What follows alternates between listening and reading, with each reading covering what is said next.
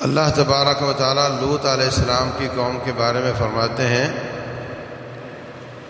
کہ فَأَمْطَرْنَا عَلَيْهِمْ مَطَرًا فَسَاءَ مَطَرُ الْمُنذَرِينَ، ہم نے ان پر ایسی بارش نازل کی کہ جن کو ڈرایا گیا تھا ان کی بارش بہت بری تھی۔ دوسرے مقام پر اللہ فرماتے ہیں کہ فَجَعَلْنَا عَالِيَهَا سَافِلَهَا وَأَمْطَرْنَا عَلَيْهِمْ حِجَارَةً مِّن سِجِّيلٍ، ہم نے ان کے نچلے حصے کو الٹا کر کے اوپر کر دیا اور اوپر سے پتھروں کی بارش کر دی۔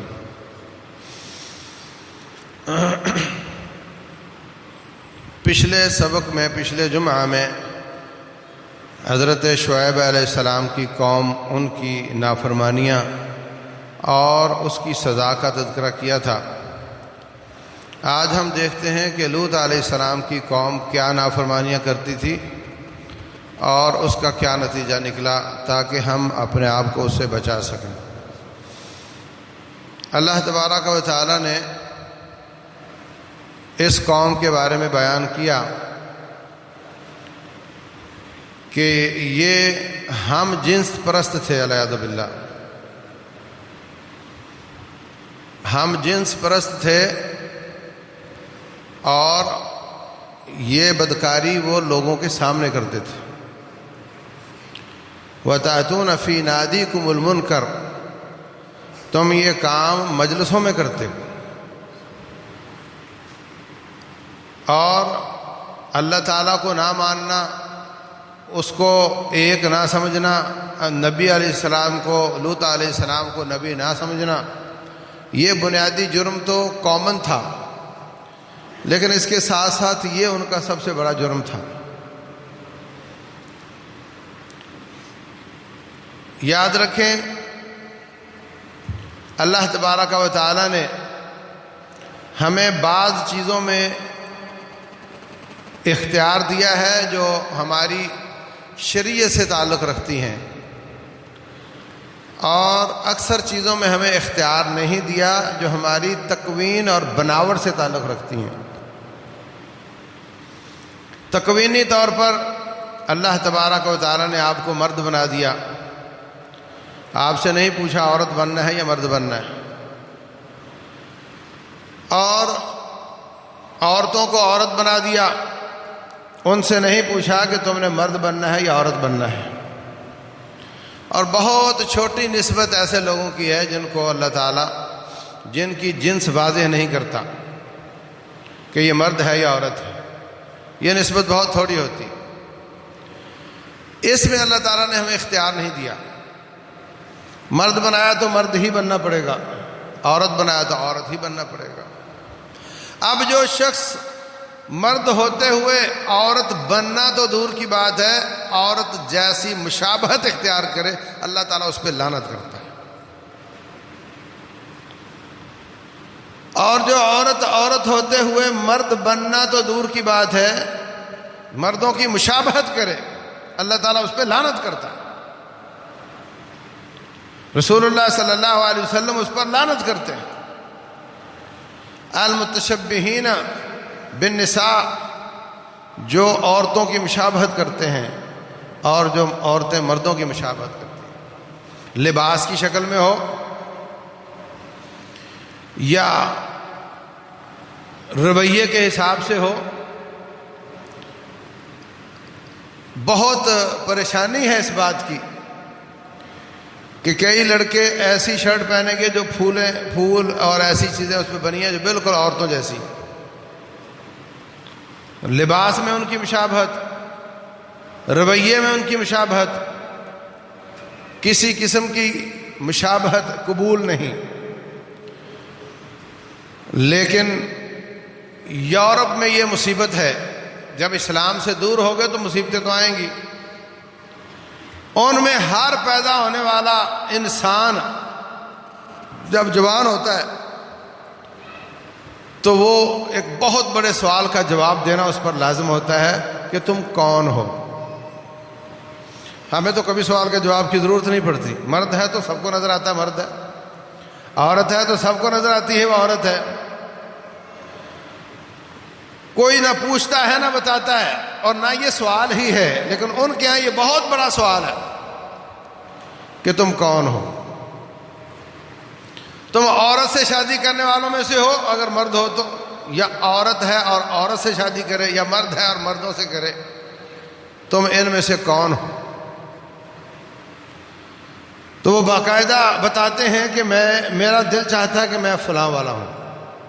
میں اپنے آپ کو پاتا ہوں کہ میرا اس طرف میلان ہے.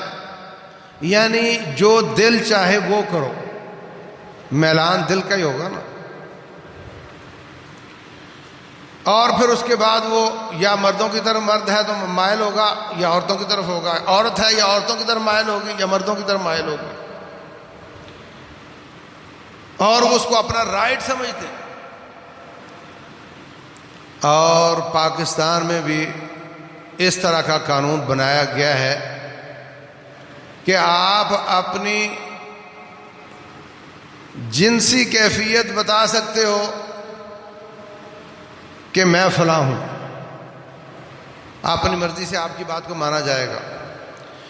جو واضح طور پہ ان کی بات تو نہیں مانے گی، لیکن نتیجہ یہی ہے جو ان کے ہاں، یعنی وہاں سے دباؤ ڈال کر، معیشت کے حساب سے دباؤ ڈال کر، یا اپنی کٹھ پتلی حکومتیں بنا کر کے وہ پاکستان سے ایسے فیصلے اور ایسے قوانین بنواتے ہیں جن میں جو ان کا قانون ہے وہ پورا ہوتا ہو.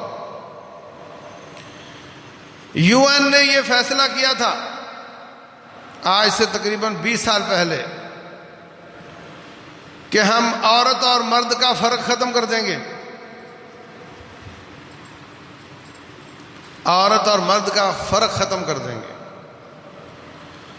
سعودیہ نے اس پر سائن نہیں کیے تھے، پاکستان نے کیے تھے، اور اسی کے تحت یہ حقوق نسواں کے نام سے بل پاس ہوتے ہیں. اور یہ تیری جنس کیا ہے کیا نہیں تو ڈیفائن کر سکتا ہے، اس طرح کے بل پاس ہوتے ہیں. واضح طور پر اگر کہیں کہ ہم ان کا حکم مان رہے ہیں اور اس کے تحت قانون بنا رہے ہیں تو پھر عوام کھڑی ہو جائے گی، کیونکہ آپ میں تو نہیں، عوام میں تو ابھی کچھ اسلام کی غیرت کی رمق باقی ہے. تو پھر وہ ادھر ادھر کے ہیلے بہانوں سے یہ کام کرتے ہیں. ان کی این جی اوز پاکستانیوں کی مدد کی شکل میں اور اس نعرے کے ساتھ پاکستان میں کام کرتے ہیں، اور مقصد ان کا یہی ہوتا ہے کہ یہ معلوم کیا جائے کہ یہاں بدکاروں کو کیا کیا مسائل ہیں، بدکاروں کے لیے کیا کیا مسائل ہیں. اس کا سروے کر کے پھر بھیجتے ہیں، پھر وہاں سے آرڈر آتا ہے کہ یہ مسائل حل کیے جائیں. اور اس طریقے سے قوم کو بے حیا اور دیوث بنانے کا پورا منصوبہ بنایا گیا. اور اوپر سے سوشل میڈیا بے لگام، اور اوپر سے ہر جوان کے ہاتھ میں موبائل اور نیٹ کا بے انتہا سلسلہ، اور اس میں جو چاہے دیکھے اور جو دیکھے اس پر عمل کرنے کی کوشش کرے. جمعہ پڑھنے تو آتا ہے ہفتے بعد، وہ بھی لیٹ، اور جمعہ بھی معلوم نہیں کہاں پڑھتا ہے جہاں اس کو کچھ بتایا جاتا ہے یا کہانیاں سنائی جاتی ہیں. اسلامی میڈیا کمزور تر، اور کفر کا میڈیا 24 گھنٹے اس کے پاس ہے. اس کا نتیجہ یہ ہے کہ نسلیں برباد ہو رہی ہیں. اور میرے رب کو شدید غصہ آتا ہے اس بات پر کہ میں نے یہ چیزیں تجھے کس کام کے لیے دی تھیں اور تو اس کو کس کام میں استعمال کر رہا ہے.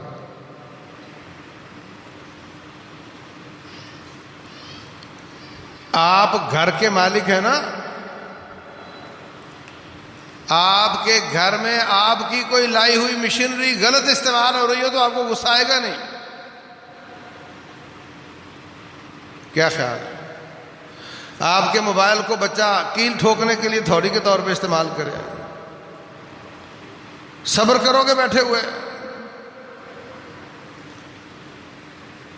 تو رب ذوالجلال نے انسان بنایا، اس کی ایک حکمت ہے، اس کی ایک ٹیکنیک ہے وہ چاہتا ہے کہ میں نے جو جو ترتیب بتائی ہے اس پہ چلا جائے.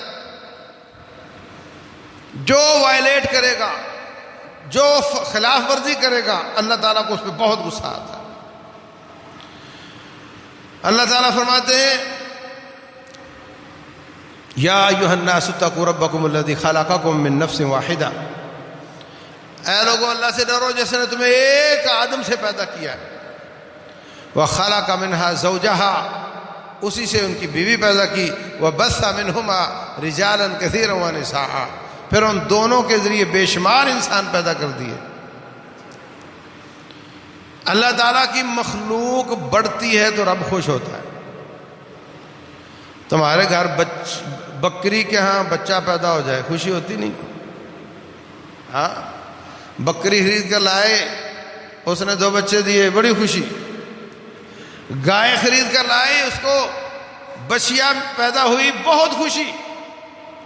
آپ کے اپنے گھر میں بچہ پیدا ہو، آپ کو بڑی خوشی ہوتی ہے.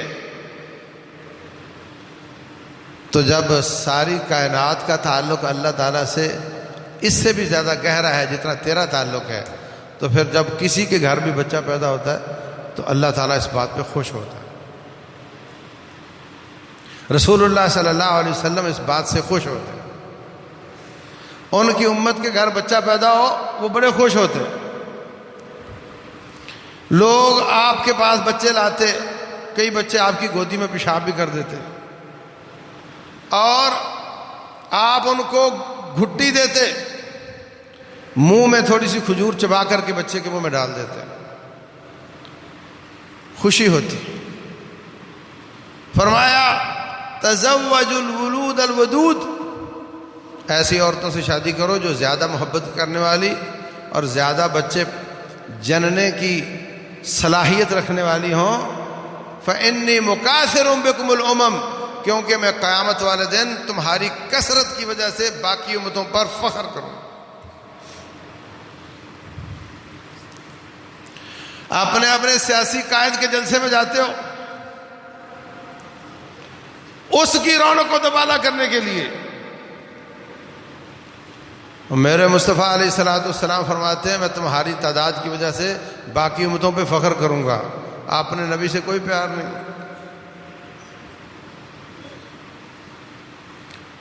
اللہ اکبر. کافر یہ سبق پڑھاتا ہے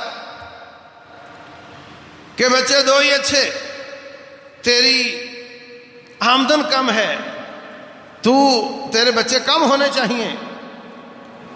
اور یہ شیطانی سبق، فرعونی سبق عام آدمی کو بھی پڑھاتا ہے اور جو کروڑوں کا مالک ہے اس کو بھی پڑھاتا ہے. ایک سیٹھ کے بچے 2 ہی تھے. میں نے کہا بچے آپ کے 2 ہی ہیں؟ کہتا ہم کوالٹی پر یقین رکھتے ہیں، کوانٹٹی پر نہیں. ایسے لوگوں کی ایسی زبان پر بسا اوقات ایسی پکڑ ہوتی ہے کہ بچی اپنے گھر چلی گئی، بچہ کسی ایکسیڈنٹ میں مر گیا، اور دونوں پھر ڈگڈگی بجاتے ہیں، بیمار ہوتے ہیں، کوئی پانی پلانے والا نہیں ہوتا.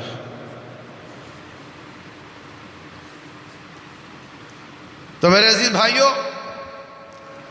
فطرت پر رہو. اسلام فطرت کا دین ہے، اس پر رہو. فرمایا انی مکاثر بکم الامم، میں تمہاری کثرت کی وجہ سے باقی امتوں پر فخر کروں گا. اور آج ہمارے ہسپتال بھرے پڑے ہیں.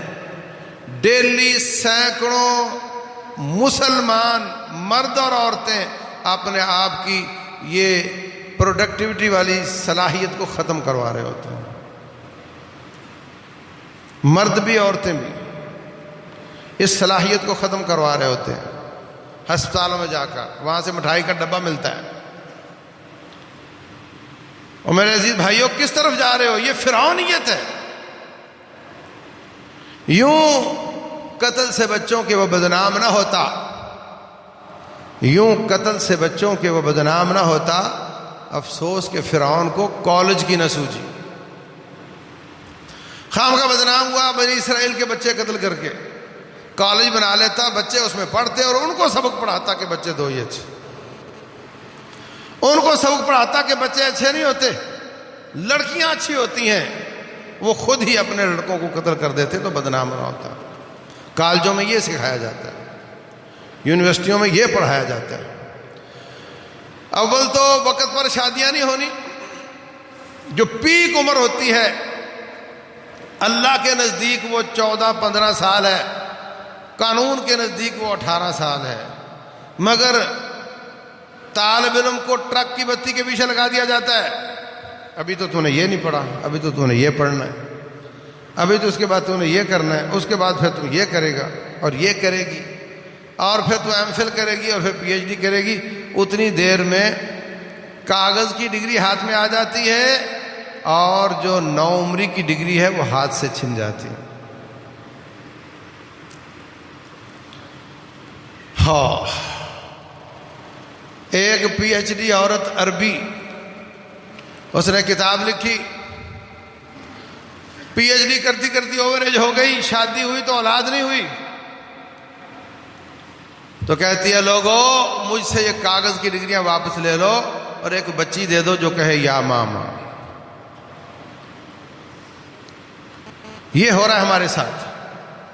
حلال کا راستہ تنگ اور بند کرتے جا رہے ہیں اور حرام کے راستے کے لیے چوپٹ دروازے کھولے جا رہے ہیں.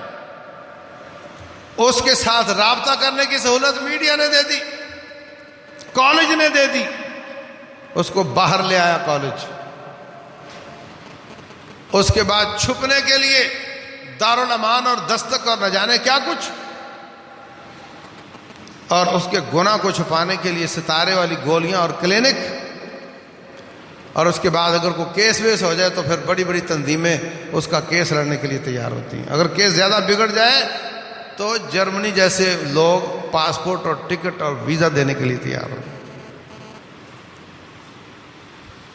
انہوں نے تو اپنا پورا انتظام کر لیا. یاد رکھو کسی کمپنی کو, کسی ادارے کو تباہ کرنے کے لیے آسان طریقہ یہ ہوتا ہے کہ لوگوں کی ڈیوٹیاں چینج کر دی جائیں. جو سیل پر ہے اس کو کمپیوٹر پہ بٹھا دو, وہ کہے گا جی مجھے تو یہ کام نہیں آتا. بولے تمہیں نہیں آتا نہ کر, لیکن بیٹھ تنخواہ تیری زیادہ کر رہے ہیں. کمپیوٹر والے کو سیل پر بھیج دو, تباہی ہوگی نہیں ہوگی. رب ذوالجلال نے عورت کو آدم سازی کے لیے پیدا کیا. یہ بہت بڑا کام ہے, سب سے بڑا کام ہے. مردوں کی تمام ڈیوٹیوں سے بڑی ڈیوٹی عورت کی اللہ تعالیٰ نے لگائی ہے. اللہ کی مشیت سے معاشرہ بنانا, ان کی تربیت کرنا. حضرت مریم علیہ السلام, ان کی والدہ عمران کی بیوی کہتی ہیں رب انی نذرت ما فی بطنی محررا فتقبل منی. یا اللہ جو مجھے تو دے وہ تیرے واسطے وقف ہے. جب پیدا ہوئی تو لڑکی, رب انی وضعتها انثى, یا اللہ مجھے تو آپ نے لڑکی دی ہے. واللہ اعلم بما وضعت وليس الذکر کالانثى. مذکر مؤنث جیسا نہیں ہوتا. یہ نہیں کہا مؤنث مذکر جیسی نہیں ہوتی, بلکہ کہا وَلَيْسَ الذَّكَرُ كَالْأُنثَىٰ. مذکر مؤنث جیسا نہیں ہوتا. جو کام یہ کر سکتی ہے وہ مرد نہیں کر سکتا, اور کچھ ایسے کام ہیں جو مرد کر سکتے ہیں, یہ نہیں کر سکتے. اللہ اکبر. عظیم ڈیوٹی لگائی رب نے کہ تو آدم سازی کر, معاشرے بنا. کسی نے کہا تھا مجھے اچھی مائیں دے دو میں آپ کو اچھا معاشرہ دے دیتا ہوں. اس کو اس کی ڈیوٹی سے ہٹا کر کے دوسری ڈیوٹی دینا, یہ معاشرے کی تباہی ہے. جیسے سیل والے کو کمپیوٹر پہ بٹھانے سے اس کمپنی کی تباہی ہے. جو ڈیوٹی اللہ نے اس کی لگائی ہے اس کو اس سے ہٹاؤ گے فوراً معاشرہ تباہ ہوگا، یہ طے ہے۔ کیا بیوقوف اور کیا عقل مند، کیا پڑھے اور کیا جاہل اس بات پر متفق، کیا توحید والے اور کیا شرک والے اس بات پر متفق نظر آتے ہیں کہ بچیوں کو پروفیشنل تعلیم دینا ان کا حق ہے۔ لا حول ولا قوت الا باللہ۔ یہ پروفیشنل تعلیم لے کر وہ کیا کرے گی؟ وہ اپنی ڈیوٹی نہیں کرے گی جو اللہ نے لگائی تھی، یہیں سے بگاڑ شروع ہو جائے گا۔ آپ نے شادی کی، شرطیں لگائیں، اتنی پڑھی ہونی چاہیے، یہ ہونا چاہیے، وہ ہونا چاہیے۔ بھئی کیوں؟ کہتا ہے میری اولاد کی تربیت صحیح کرے گی، پڑھی لکھی ہوگی تو۔ جب وہ آئی، بیگ رکھا، جاب پہ چلی گئی، اور تیرے بچوں کے لیے چھوڑ گئی جاہل ماسی کو جو گندے فیڈر میں دودھ پلاتی ہے۔ تو لے کے آیا تھا بچوں کی تربیت کے لیے، تیری بچوں کی تربیت کرے گی جاہل ماسی، اور جاہل ماسی کے بچوں کی تربیت کوئی نہیں کرے گا، اس کو روڈ پر چھوڑ کر آئے گی، سارا معاشرہ تباہ ہو جائے گا۔ لیکن سب متفق ہیں۔ آپ کسی سے بات کر کے دیکھو، کسی سے بات کر کے دیکھو کہ بچیوں کو پروفیشنل تعلیم نہ دو، آپ سے لڑائی کرے گا۔ وہ آپ کی جماعت کا بھی ہو سکتا ہے، سب کا دماغ خراب کر دیا ہے الا ماشاء اللہ۔ تو بھائیوں، ڈیوٹیاں چینج کرنے سے کمپنیاں برباد ہوتی ہیں، عورتوں کی ڈیوٹی چینج کرنے سے معاشرہ تباہ ہوتا ہے۔ آج پورا یورپ سر پکڑ کے بیٹھا ہوا ہے، میں کہتا ہوں چائنا سر پکڑ کے بیٹھا ہوا ہے، جس کی پاپولیشن سب سے زیادہ ہے۔ فرانس، برطانیہ، حالت خراب ہے، سروے آ رہے ہیں ان کے، وہ کہتے ہیں اگر ہماری عورتیں اپنی ڈیوٹی پر واپس نہ آئیں، انہوں نے بچے جننے سے ہڑتال بند نہ کی، ختم نہ کی، اور مسلمان عورتوں کی سپیڈ یہی رہی تو 2030 میں برطانیہ کا وزیر اعظم مسلمان ہوگا۔ سر پکڑ کے بیٹھے ہوئے ہیں، ان کو کہہ رہے بی بی واپس آ جاؤ، کہتی میں نہیں آتی، مجھے تو بڑا مزہ آتا ہے، تھوڑی سی ڈیوٹی کرو اور بات ختم۔ اور جب اللہ تعالیٰ نے یہ حرص اور شہوت رکھی ہے انسان میں، اس کا راستہ بند کیا، نتیجہ غلط راستے پہ جائے گی، غلط راستے پہ چلی گئی تو تباہی تباہی ہے۔ اسی پہ رب الجلال کو غصہ آتا ہے۔ یہی جرم تھا قوم لوط علیہ السلام کا۔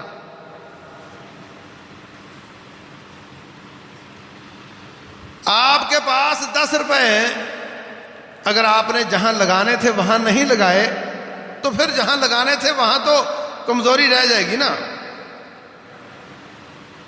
جو آپ کی صلاحیتیں ہیں جہاں لگانی تھی وہاں نہیں لگائیں، غلط جگہ پہ لگائیں، تو جہاں لگانی تھی وہاں تو کمزوری رہ جائے گی۔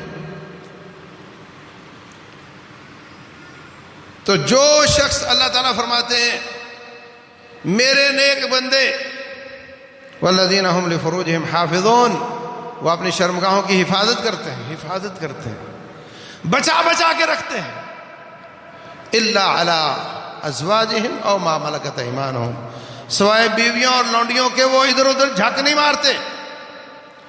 جتنی نت نئی شکلیں نکلی ہیں بیویوں اور لونڈیوں کے علاوہ، فرمایا جو بھی ادھر جھانکے گا، ادھر دیکھے گا، فاولئک ھم العادون، وہ زیادتی کرنے والا ہو۔ فمن ابتغى وراء ذلك فاولئک ھم العادون۔ یہ دونوں شکلیں پروڈکٹیو ہیں، باقی ساری نان پروڈکٹیو ہیں، اور رب ذوالجلال نے جو حکمت رکھی تھی وہ پروڈکشن تھی، اور اس پہ رب خوش ہوتا ہے، اس پہ ہمارے رسول صلی اللہ علیہ وسلم خوش ہوتے ہیں، اور جو ان کے علاوہ راستہ اختیار کرے گا وہ ساری شکلیں نان پروڈکٹیو ہیں، ان پر رب ذوالجلال کا غضب آتا ہے۔ اتنا غصہ آتا ہے کہ قوم لوط علیہ السلام بعد نہیں آئے، اللہ تعالیٰ نے شدید عذاب میں پکڑ لیا۔ رب ذوالجلال نے فرشتے بھیجے خوبصورت انسانوں کی شکل میں۔ ان کے سگے تایا تھے ابراہیم علیہ السلام، وہ تھے عراق میں، اور یہ جارڈن میں، لوط علیہ السلام اردن میں۔ حضرت ابراہیم علیہ السلام کے پاس آئے، قال سلام، قالوا سلاما، قال سلام قوم منکرون۔ سلام کا جواب دے کر کہنے لگے بندے اجنبی ہیں، کون ہو آپ؟ پھر گھر گئے، نہ آؤ دیکھا نہ تاؤ، بچڑا ذبح کیا، اس کو تیار کر کے لا کر سامنے رکھ دیا۔ مہمان کھا ہی نہیں رہے، پریشان ہو گئے، کہنے لگے کیا مسئلہ ہے، آپ کھانا نہیں کھا رہے؟ تو سمجھ گئے کہ یہ کھانے والے ہیں نہیں، یہ فرشتے ہیں۔ تو حضرت ابراہیم علیہ السلام پریشان ہو گئے کہ اس طریقے سے فرشتے چپ چاپ آئیں تو یہ تو عذاب کی نشانی ہے۔ کہنے لگے غم نہیں کریں، پریشان نہیں ہو، انا ارسلنا الی قوم لوط، ہمیں لوط علیہ السلام کی قوم کے لیے بھیجا گیا ہے، آپ پریشان نہ ہو۔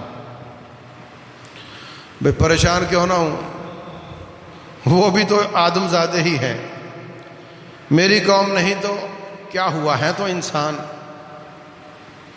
یجادلنا فی قوم لوط، ابراہیم علیہ السلام اللہ فرماتے ہمارے ساتھ لوط علیہ السلام کی قوم کی سفارش کر کے ہمارے ساتھ جھگڑنے لگ گئے کہ اللہ ان پر بھی عذاب نہ آئے۔ پھر حضرت سارہ آپ کی بیوی کو بچے کی بشارت دی،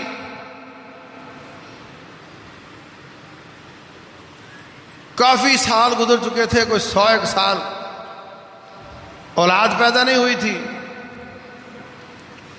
تو اب میں بانجھ ہو چکی اور میرا شوہر بوڑھا ہو چکا، اب اولاد ملے گی؟ کہا ہاں۔ تو اللہ تعالیٰ نے ان کو اسحاق علیہ السلام عطا فرمایا۔ لوگ کہتے ہیں جی فلاں بابا مستجاب الدعوات ہے، فلاں بابا اس کی رب کوئی رد نہیں کرتا۔ ابراہیم علیہ السلام سے بڑا بابا کہاں سے لاؤ گے؟ اللہ اکبر۔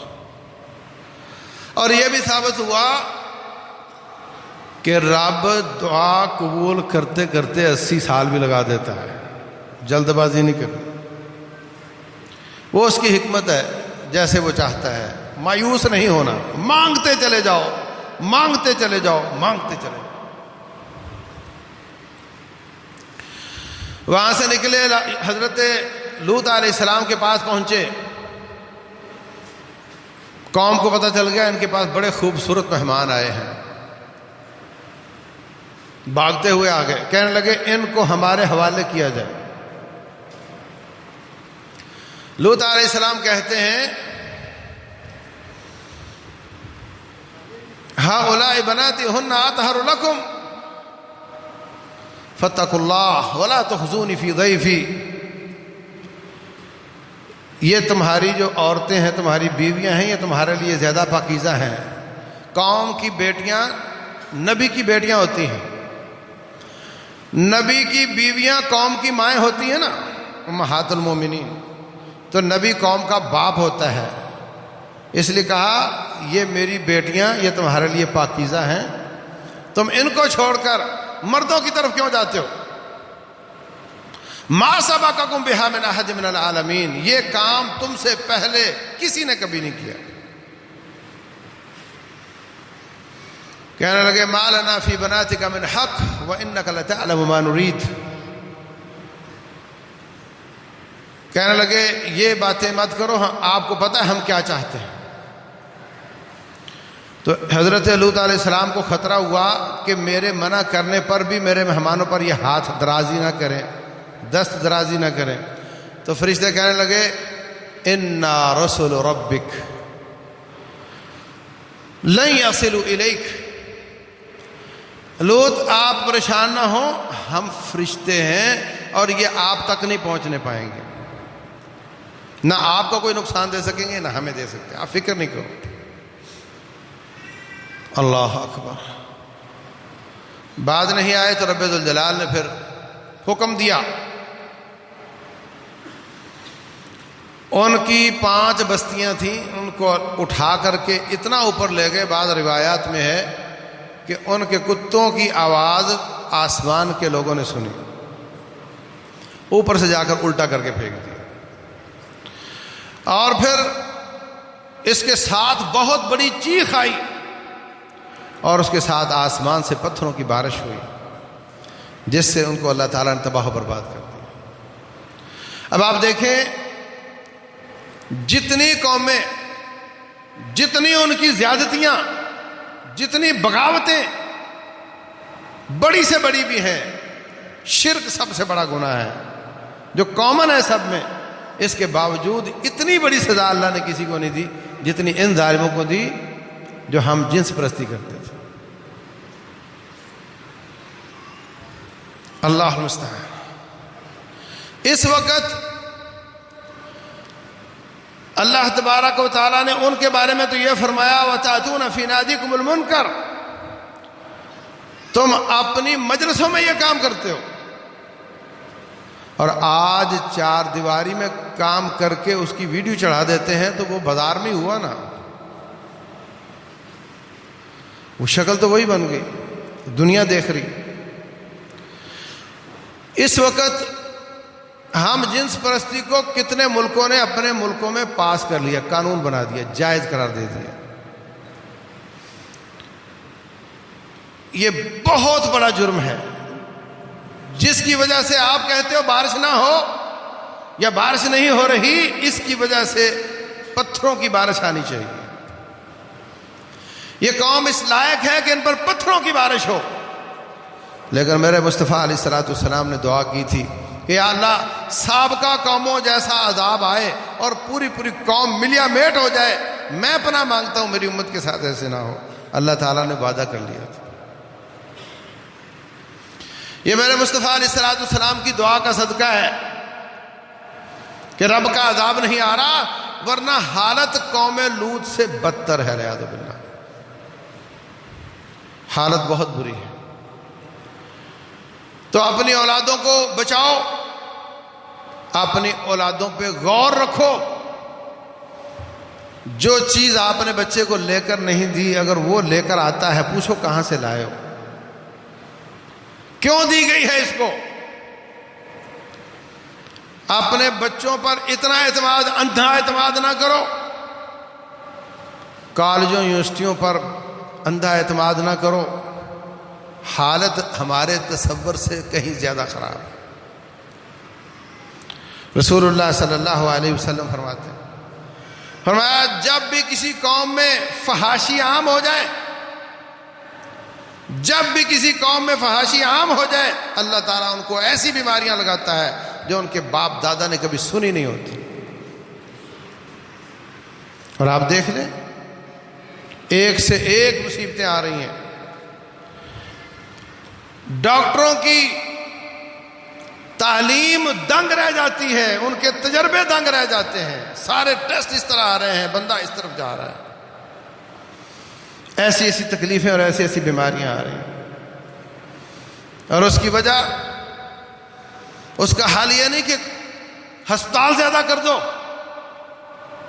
اس کا حل یہ ہے کہ ان اسباب پر غور کیا جائے، ان اسباب کو ختم کیا جائے جن کی وجہ سے ہمیں اللہ تعالیٰ سزا دے رہا ہے۔